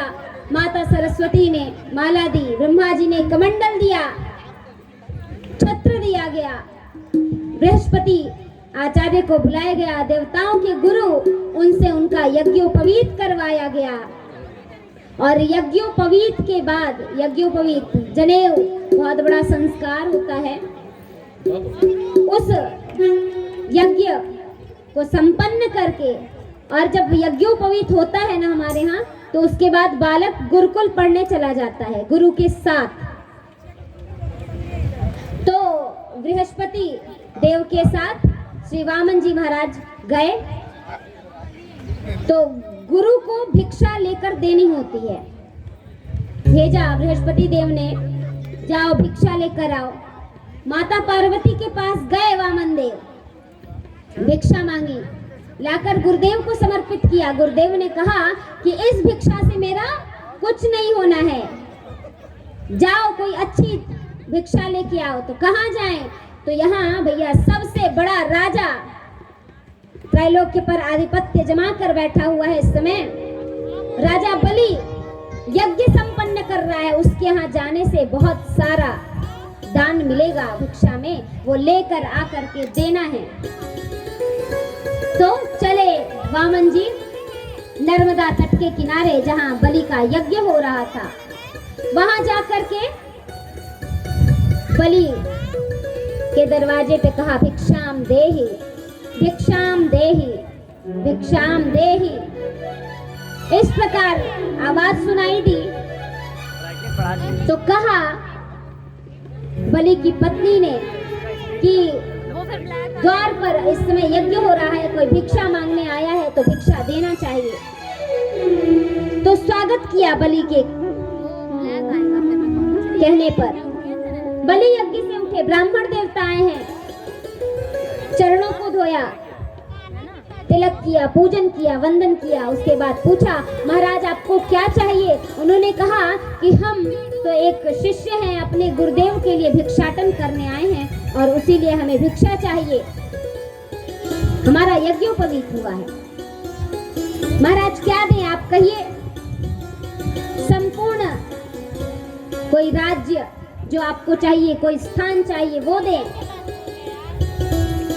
और अगर आपकी विवाह करने की इच्छा हो तो जिस कन्या से आप कहें उससे विवाह करवा दें, हमारा कथन कोई टालेगा नहीं। ये सब सुनकर वामन जी बोले कि नहीं नहीं, विवाह क्यों करना, तो विवाह कर लेंगे तो अच्छा है, आपकी गृहस्थी बच जाएगी, बच्चे होंगे। कहा बच्चे होंगे तो कभी कोई मर भी सकता है। हाँ, तो वामन जी बोले ऐसा कार्य ही क्यों करना जिसमें रोना पड़े, क्योंकि कोई मरेगा तो हम रोएंगे, हमको दुख होगा। क्योंकि कोई मरेगा और जब दुख होगा तो रोने के लिए किसी और को तो नहीं बुलाएंगे, हमें ही रोना पड़ेगा। तो हम ऐसा कार्य ही क्यों करें? हमें ऐसे ही जीवन बिताना है और हमें अपने गुरुदेव से संध्या करने का आदेश मिला है, गुरु मंत्र मिला है जिसका हमें जप करना है। हम आज ही बैठ करके एक जगह किनारे दूसरे के द्वार पर कर रहे थे अपनी संध्या, तो उसने हमें वहां से हटने के लिए कह दिया। तो मैंने सोचा कि सबसे पहले मैं जाकर आपसे ही मांग लूं, मेरे पास संध्या करने के लिए बैठकर हम संध्या कर सके ऐसी कोई जगह नहीं है, तो हमें स्थान चाहिए। बलि ने कहा धन्य हो महाराज, कहिए कितना चाहिए? उन्होंने कहा ज्यादा नहीं, हम संतोषी ब्राह्मण हैं, हम उतना ही लेते हैं जितने में हमारा कार्य हो जाए। हमें मात्र 3 पग भूमि चाहिए। उन्होंने कहा तो आप बोलिए किधर से नपवाऊं, किधर से? उन्होंने कहा कोई नापेगा नहीं, मुझे चाहिए और मैं खुद से नापूंगा, मुझे जितना चाहिए। तो महाराज आप कहिए तो ये पूरा आपको दे देते हैं। कहा नहीं, हम जितना नापेंगे उतना ही। अब इस प्रकार की बातें सुनकर उन्होंने कहा ठीक है आप नापिए। कहा हम ब्राह्मण हैं और ब्राह्मण कुछ भी लेता है दान में तो संकल्प करके लेता है, हम बिना संकल्प के कुछ नहीं लेते, संकल्पित करके चाहिए। आप हाथ में जल लेकर संकल्प करिए। कहा बलि ने कि हाँ ठीक है। हाथ में जल लेने को जैसे ही तैयार हुए, शुक्राचार्य गुरुदेव ने रोका, क्या कर रहे हो? तुम समझ रहे हो ये कौन है? अरे ये नारायण है, छलिया का वेश बना करके, बावन बन के, ब्राह्मण बालक बन के तुमसे सब कुछ लेने आया है। बलि ने कहा कि गुरुदेव अगर यह सत्य है तो जो सबको सब कुछ देने वाला है वो आज मेरे द्वार पर मांगने आया है, इससे बड़ा भाग्य क्या हो सकता है? तो ये जो मांगेंगे हमें देना है, क्योंकि वो गुरु हैं, उनका कार्य है रोकना। उन्होंने फिर रोका, संकल्प लेने को तैयार हो गए। बलि जल डालने के लिए कमंडल झुकाया तो शुक्राचार्य ने सूक्ष्म रूप लेकर के जाकर कमंडल की नली में प्रवेश कर लिया।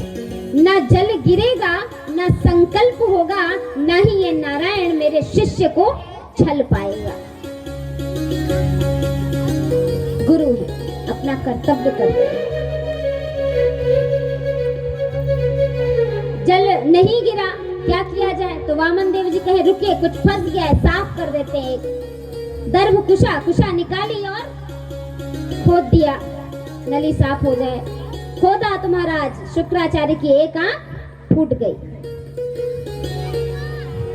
संत इसका आशय बड़ा सुंदर करते हैं, कहते हैं कि जो गुरु होता है उसका धर्म होता है सबको समान दृष्टि से देखना। शुक्राचार्य ने सिर्फ बलि का हित चाहा, समान दृष्टि से नहीं देखा, इसलिए भगवान ने उनकी एक आंख फोड़ दी कि एक ही रहेगी तो एक से एक ही को देख पाओगे, क्योंकि दोनों से तो तुम समान देख नहीं पा रहे। शुक्राचार्य आंख पकड़कर बैठ गए और इधर बलि ने संकल्प लेना शुरू किया। 3 पग भूमि दान करने का संकल्प पूर्ण करके जल गिराया तो भगवान पग बढ़ाए भूमि नापने के लिए, और महाराज पग बढ़ाते बढ़ाते अपने स्वरूप को भी बढ़ाया। विराट स्वरूप में भगवान हो गए और एक पैर नीचे पूरा नाप लिया और दूसरा सबसे ऊपर। 2 ही पग में संपूर्ण नापने के बाद कहा, अरे बलि तुमने संकल्प लिया है मुझे दान देने का, और जो व्यक्ति अपना संकल्पित वचन पूर्ण नहीं कर पाता वह नरकगामी होता है। तुम मुझे 3 पग भूमि देने वाले थे, ये तो 2 ही हुए, तीसरा कहाँ है?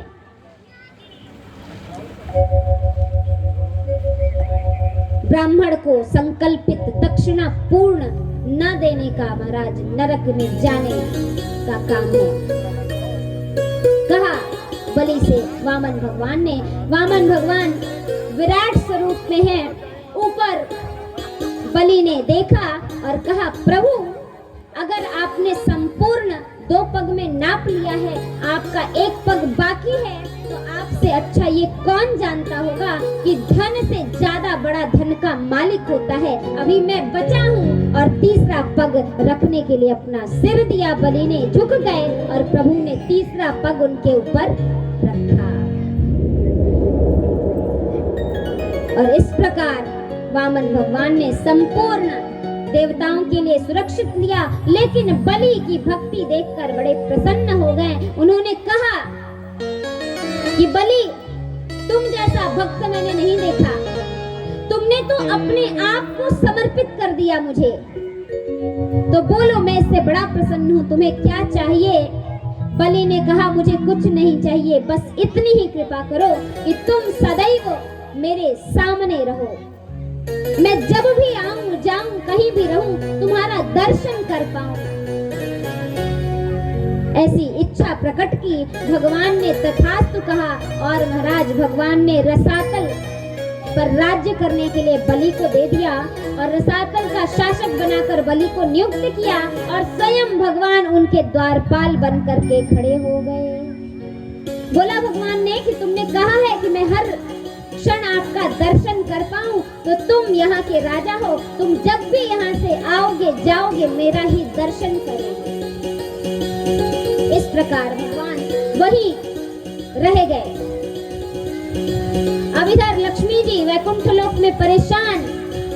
स्वामी तो जाकर के वहां द्वारपाल बनकर खड़े हैं, मेरा क्या होगा? तो भागवत में वर्णन है कि लक्ष्मी जी श्रावणी पूर्णिमा, श्रावण मास की पूर्णिमा आई, रक्षाबंधन का दिन पहुंची राजा बलि के पास। कहा कि मेरा कोई भाई नहीं है, मैं आपको भाई बनाना चाहती हूँ, आपको रक्षा सूत्र बांधना चाहती हूँ। बलि ने प्रेम से बंधवाया और बंधवाने के बाद बहन को उपहार देते हैं। तो पूछा, तुम्हें क्या चाहिए? तो लक्ष्मी जी ने कहा कि मुझे सिर्फ एक ही चीज चाहिए जो तुम्हारे पास रह गई है, मेरा स्वामी जो तुम्हारे यहाँ द्वारपाल बनकर खड़ा है, उसे मुक्त कर दो, उसे मुझे वैकुंठ लोक ले जाने की आज्ञा दे दो। इससे बड़ा कोई उपहार एक बहन के लिए नहीं होगा। और प्रसन्न होकर के बलि ने दिया है, स्वामी को मुक्त किया है और स्वामी लक्ष्मी सहित वैकुंठ लोक में पहुंचे हैं। ऐसे हमारे भक्त वत्सल प्रभु हैं जो सब पर कृपा करते रहते हैं। ये सारी कथाएं परीक्षित सुन रहे हैं। परीक्षित ने कहा कि महाराज इतने भक्त वत्सल हमारे भगवान हैं, तो हम उनकी कथा सुनना चाहेंगे और उसमें भी विशेष 2 स्वरूप विस्तार से सुनना चाहेंगे। कौन कौन सा? कहा, कथितो वंश विस्तारः भवता सोम सूर्ययोः। आप मुझे कृपा करके चंद्रवंश और सूर्यवंश की कथा सुनाइए। भगवान श्री सुखदेव जी महाराज ने कहा, अवश्य। तो भगवान ये आप वामन अवतार की कथा सुन रहे थे 8वें स्कंध की। 9वें स्कंध में श्रीमद् भागवत में श्री रामचरित्र अर्थात इक्ष्वाकु वंश का वर्णन है। तो यहाँ एक प्रश्न उठा कि प्रश्न तो किया है श्री परीक्षित जी ने कि भवता सोम सूर्ययोः। सोम माने चंद्र और सूर्य, जबकि सोम वंश की अर्थात चंद्र वंश की कथा जो है वो आई है 10वें स्कंध में। तो सुखदेव जी ने रामचरित्र अर्थात सूर्य वंश की कथा पहले क्यों सुनाई? तो संत बहुत सुंदर भाव बताते हैं। कहा कि हमारे जो राम जी हैं वो सूर्य वंश में आए और हमारे राम जी कैसे हैं? बोलिए मर्यादा पुरुषोत्तम भगवान की जय। हमारे भगवान मर्यादा पुरुषोत्तम हैं और हमारे कृष्ण कन्हैया चंद्र वंश में आए हैं, वो लीला पुरुषोत्तम हैं। कहा अगर कृष्ण उनकी लीला को समझना है तो पहले मर्यादा का पालन करना होगा, तब तुम उनकी लीला को समझ पाओगे, उनकी लीला में प्रवेश कर पाओगे। इसलिए भगवान श्री सुखदेव जी ने कृपा करके पहले सूर्यवंश की अर्थात श्री रामचंद्र जी की कथा सुनाई। इक्ष्वाकु वंश की कथा। इक्ष्वाकु वंश कौन नहीं जानता? श्री राम जी की कथा तो भैया बहुत अपार है, बहुत बड़ी। भागवत तो 7 ही दिन में करते हैं, श्री मानस की कथा 9 दिन में पूर्ण होती है, इतना। और वो भी ऐसे ही संक्षिप्त में, अगर विस्तार में जाएं तो हजारों वर्ष सुनते और कहते लग जाएंगे। ऐसा बृहद, और बृहद भी कहते हैं भगवान राम का जो चरित्र है वो इतना गंभीर है कि उसकी गंभीरता को समझने के लिए बारंबार उसमें डुबकी लगानी पड़ेगी, उसका श्रवण करना पड़ेगा। ऐसी कथा है। भगवान इक्ष्वाकु वंश में ही राजा अंबरीश हुए हैं, जिनकी एकादशी व्रत का पारण किस प्रकार हुआ सब जानते हैं। और उसी ऐसे पवित्र वंश को पवित्र करने के लिए ही भगवान राम ने, क्योंकि उसी इक्ष्वाकु वंश में ही रघु हुए जिनकी बड़ी कीर्ति रही, तो रघु के नाम से उस वंश का नाम बाद में रघु वंश पड़ गया था। और उस रघुवंश में ही राजा दशरथ के घर पुत्र बनकर भगवान राम आए थे। बहुत विस्तृत कथा है, हम संक्षिप्त में बस राम भगवान को प्रणाम करते हुए चलेंगे, क्योंकि अभी हमें कृष्ण भगवान की कथा में पहुंचना है। राम भगवान का जन्म दशरथ जी के यहाँ कैसे हुआ? यज्ञ करने से प्रसाद जो उत्पन्न हुआ उसको खाने के बाद राम जी का जन्म हुआ। गुरुकुल गए, अध्ययन किया, विश्वामित्र जी के साथ गए, यज्ञ संपन्न करवाया, आए, राज्याभिषेक की तैयारी हुई, लेकिन कैकेयी माता ने वचन मांग लिए और उनको वनवास हो गया। वन में गए और जो उनके भक्त थे उनको दर्शन दिया और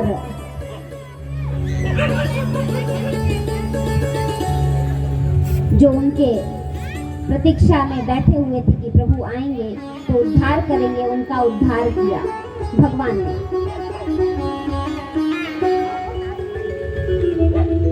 बीच मार्ग में श्री सीता जी का हरण हुआ। उनका पता लगाने के लिए श्री हनुमान जी महाराज का प्राकट्य हुआ,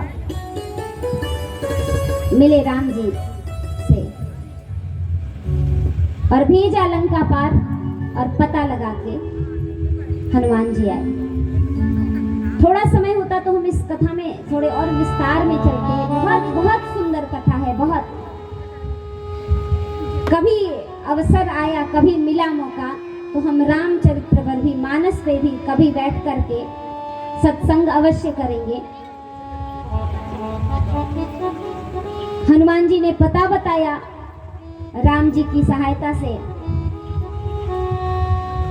राम जी को बताने के बाद राम जी की सभी वानर सेना ने सहायता की।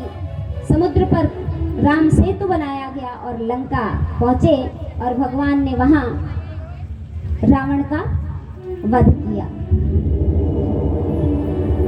इस प्रकार संपूर्ण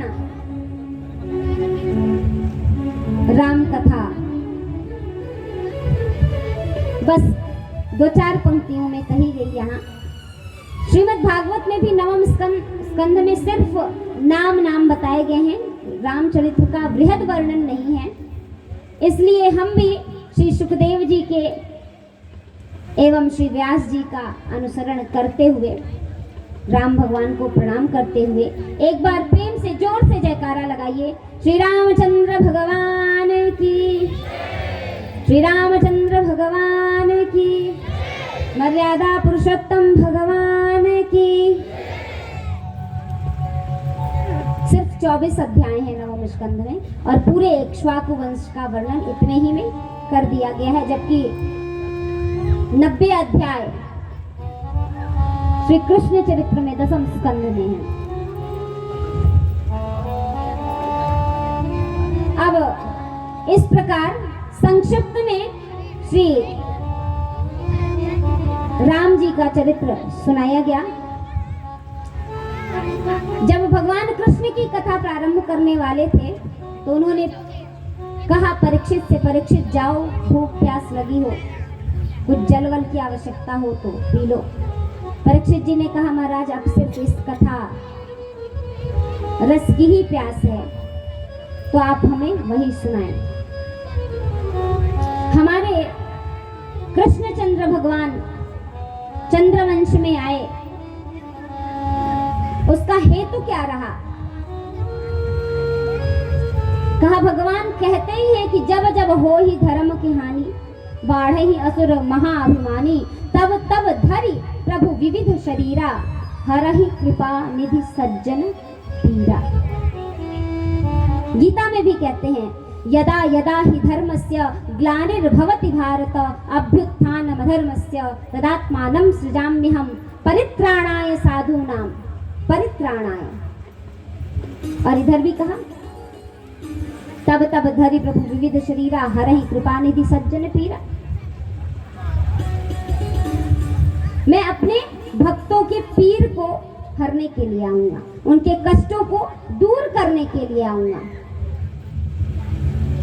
तो जब पृथ्वी पर अधर्म बढ़ता है तो भगवान आते हैं।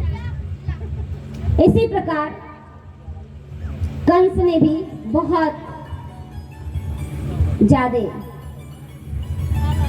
अधर्म को बढ़ावा दिया, बहुत ज्यादा हिंसा किया, संतों का सम्मान नहीं किया, ब्राह्मणों को यज्ञ नहीं करने देता, ऋषियों को यज्ञ नहीं करने देता। कहता अगर पूजा करनी ही है तो हमारी करो, क्योंकि शासक जो होता है, जो राजा जो होता है, वो स्वामी होता है, स्वामी भगवान होता है। तो भगवान की पूजा की जाती है, तो पूजा करना है तो हमारी करो, क्योंकि राज्य में सारी व्यवस्थाएं तो हम देते हैं। इस प्रकार का अभिमान,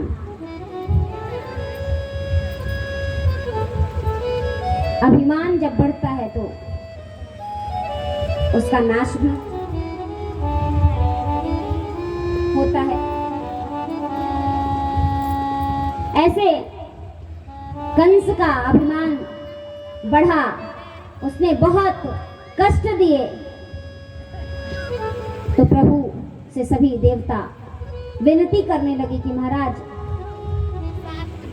बहुत कष्ट है संतों को, ऋषियों को, ब्राह्मणों को, क्या किया जाए, आप कुछ करिए।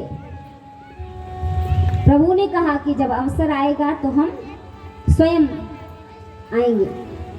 महाराज अवसर की प्रतीक्षा नहीं करनी, जल्दी जाना पड़ेगा। तो भगवान कहे कि ठीक है हम आएंगे। कहाँ आएंगे? स्थान बता दीजिए। हर बार प्रभु स्थान बताते हैं, हम कहाँ आएंगे। कहा देवकी माता के गर्भ से आएंगे। अब जैसे ही कहा तो देवता प्रतीक्षा करना शुरू कर दिए कि प्रभु कब आएंगे। अब इधर कंस अपनी चचेरी बहन देवकी का विवाह किया, और विवाह करके उनको उनकी विदाई करने के लिए स्वयं रथ पर सवार होकर उनका सारथी बनकर बैठा करके चलने लगे। जा ही रहे थे, रास्ते में संतों ने देखा कि ये इतना दुष्ट, इतना पापी दिखावा कर रहा है। बहन को तो इस प्रकार विदाई दे रहा है, लेकिन ये नहीं जानता कि इस बहन से ही इसका काल जन्म लेने वाला है। ऐसा कही रहा था, सुना ही जा रहा था कि कंस को लगा कि ये लोग कैसी बातें कर रहे हैं, क्या कह रहे हैं, तो पास बुला करके पूछा। तो जिस संत को बेड़ियों में जकड़ रखा था उन्होंने कहा कि अरे तुम जिसको लेकर जा रहे हो ना, उसी से तुम्हारा काल उत्पन्न होगा, घबराओ मत। उसने अट्टहास करके धक्का दे करके भगा दिया, कहा ले जाओ इसको कारागार में बंद करो, और रथ को लेकर के आगे बढ़ा। जैसे ही राज्य की सीमा के बाहर प्रवेश ही करने वाला था कि वहां बहुत तेज आकाशवाणी हुई, और आकाशवाणी में भी वही शब्द सुनाई दिया जो संतों ने कहा था। अरे कंस, तुम जिसको लेकर जा रहे हो ना, उसका ही 8वां गर्भ तुम्हारा काल बनेगा।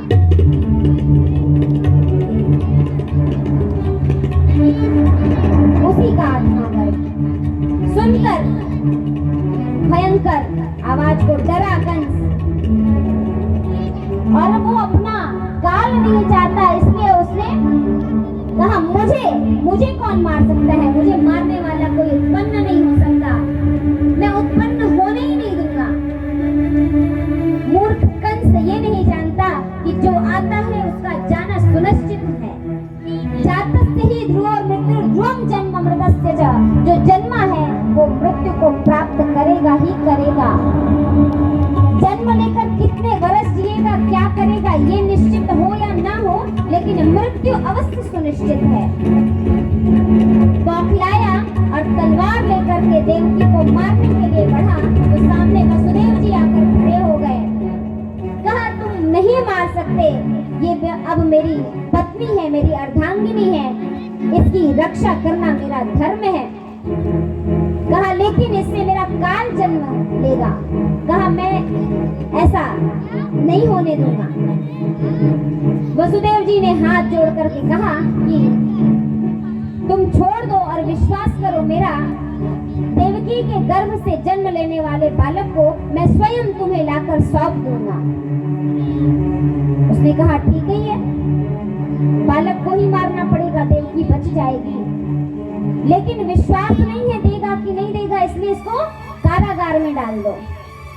कारागार में डाल दिया और वहां बारी बारी करके देवकी के 6 बालकों की हत्या कर दी। जैसे ही जन्म लेता बालक, जाकर के कारागार के सैनिक बताते, वो आता एक एक बालक को छीनता और पटक देता। इस प्रकार बार बार करते करते 6 बार, 7वीं तो कहते हैं ना, प्रभु जब राम आए थे तो शेषनाग उनके छोटे भाई लक्ष्मण जी का अवतार लेकर आए थे।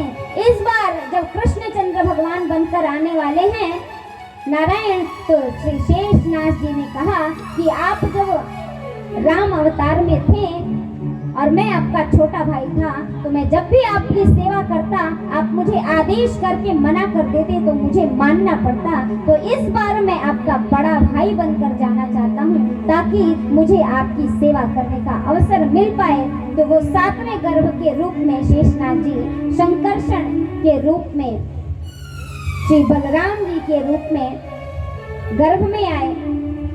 लेकिन चूंकि वो शेषनाग जी थे, उनको जीवित रखने के लिए योग माया के द्वारा भगवान ने उनको देवकी माँ के गर्भ से श्री रोहिणी जी के गर्भ में स्थापित करवा दिया, और वो रोहिणी माता के गर्भ से जन्म लिए। और 8वीं में भगवान श्री कृष्ण की बारी है। भगवान श्री कृष्ण गर्भ में आए, और गर्भ में आते ही चारों तरफ उजाला प्रकाश हो गया। और हमने कहा ही था भगवान कभी गर्भ में नहीं जाते, सिर्फ देवकी माता को ऐसा आभास हुआ था, भान हुआ था, इतना प्रकाशित उनका गर्भ हो गया था कि उनको लग रहा था कि मेरे गर्भ में भगवान है। इधर योग माया को भगवान ने आदेश दिया कि मैं देवकी के कक्ष में अवतरित जब होऊंगा, तब उसके बाद तुम श्री यशोदा माता के यहाँ उत्पन्न होना। और वसुदेव जी मुझे नंद बाबा के यहाँ पहुँचाएंगे, तुम्हें ला करके कारागार में देंगे और कारागार में आकर के तुम अपने कार्य को संपन्न करना। माया, योग माया है कौन? कहा विष्णु और माया भगवती, विष्णु की माया है और वो भगवती है। यया सम्मोहितम जगत, जिससे संसार चलता है, वो शक्ति भगवान विष्णु की ही है। उनके कथनानुसार भगवान कारागार में अवतरित हुए चतुर्भुज रूप में। बोलिए कृष्णचंद्र भगवान की जय, चतुर्भुज नारायण भगवान की जय। जब भगवान प्रकट हुए तो माता ने कहा कि प्रभु आप तो मेरे बालक बनकर आने वाले थे, आप चतुर्भुज रूप लेकर आए हैं, तो कृपा करिए।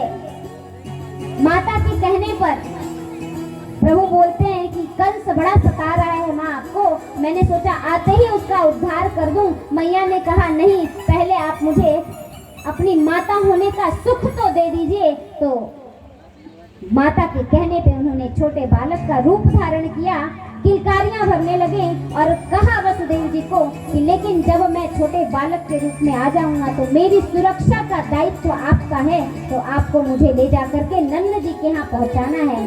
भगवान के आदेशानुसार वसुदेव जी ने कहा ठीक है, लेकिन मैं ले कैसे जाऊंगा?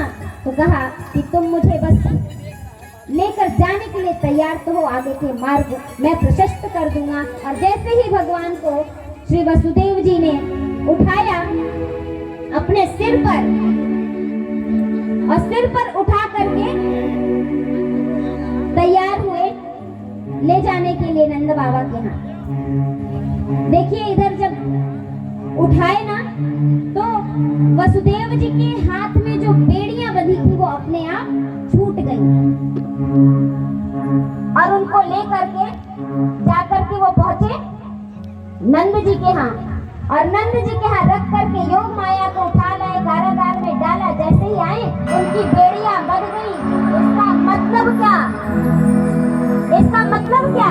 कहा जब उन्होंने परमात्मा नारायण से संबंध किया, उनका स्पर्श किया तो बेड़ियां अर्थात बंधन स्वयं टूट गए। जब योग माया को लेकर आए तो उनको बंधन फिर जुड़ गए। ये है प्रभु का स्पर्श, ये है उनकी महिमा। और इधर गोकुल में पहुंचे नंद बाबा के घर और वहां उत्सव। अभी हम लोग छोटा सा झांकी का दर्शन करेंगे। भगवान श्री कृष्ण को वसुदेव जी अपने सर पर उठाकर लेकर के आ रहे हैं और इधर गोकुल में सारे लोग इंतजार कर रहे हैं, भगवान के आने का स्वागत कर रहे हैं। तो हम सब भी आइए मिल करके भगवान का स्वागत करते हैं। तो सभी लोग तालियों के साथ भैया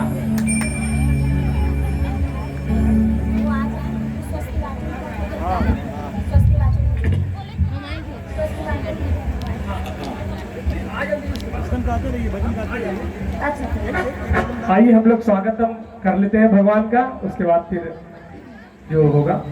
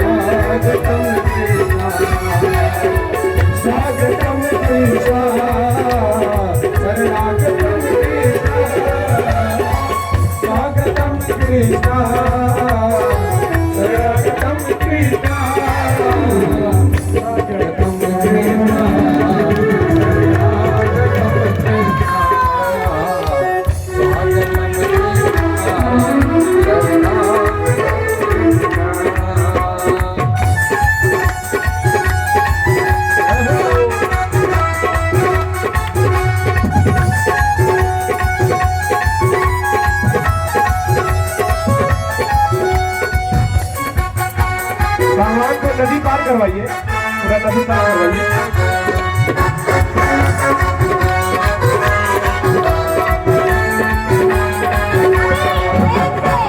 सबसे नैना तरस रहे हैं, सबसे नैना तरस रहे हैं, मन में खुशी के दीप जले हैं, मन में खुशी के दीप जले हैं। सबसे नैना तरस रहे हैं, सबसे नैना तरस रहे हैं, मन में खुशी के दीप जले हैं, मन में खुशी के दीप जले हैं। अब तो दर्द दिखा कृष्णा का, अब तो दर्द दिखा कृष्णा का।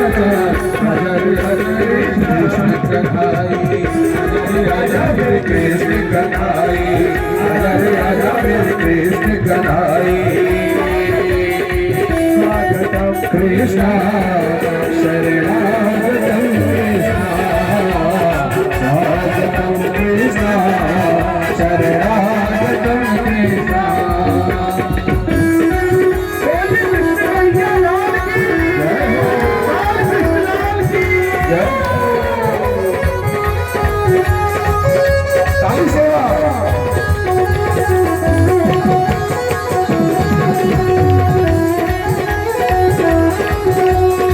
स्वागतम कृष्णा शरणागतम कृष्णा,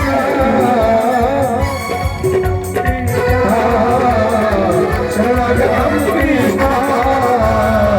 स्वागतम शरणागतम कृष्णा, स्वागतम कृष्णा शरणागतम कृष्णा।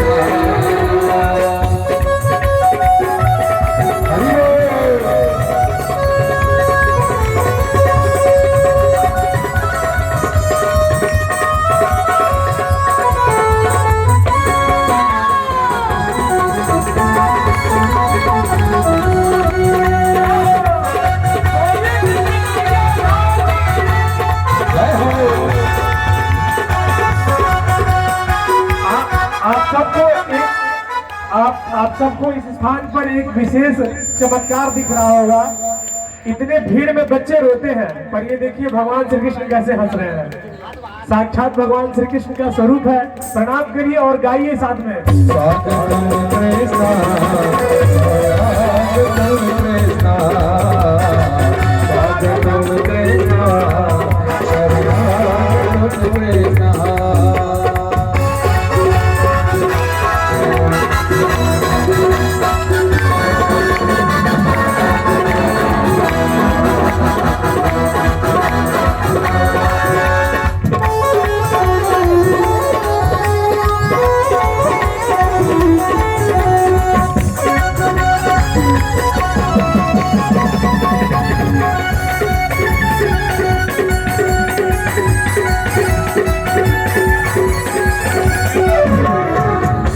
विधाता है परमेश्वर, कोटि अभिनंदन है।